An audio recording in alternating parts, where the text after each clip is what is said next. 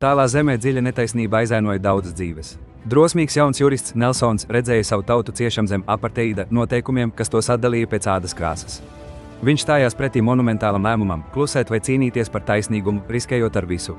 Nelsons izvēlējās cīnīties, spēcīgi runājot pret netaisnīgajiem likumiem. Mums ir jāstāv kopā par brīvību, viņš pasludināja, aizdedzot cerību. Viņu vārdi izraisīja arī dusmas pie varas esošajos. Drīz viņš tika arestēts un notiesāts uz ilgu cietumsodu. Esmu gatavs mirt par šo mērķi, viņš drosmīgi paziņoja, pieņemot savu likteni. Neskaitāmus gadus viņš izturēja mazu, izolētu cietumu kameru. Katru dienu viņa apņēmība tika pārbaudīta, un varēja rasties šaubas. Tomēr viņš nekad nenovirzījās no sava sapņu par taisnīgu pasauli, iedvesmojot citus pat aiz restēm. Viņš pat apstrādāja nelielu dārzeņu lauku, klusu ilgstošas cerības simbolu. Pagāja 10 gadus, un pasaule novēroja viņa dziļo cīņu.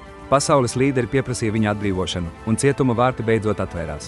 Nelsons, vecāks, bet starojošs spēks, iznāca pie tautas sirsnīgām gavilēm.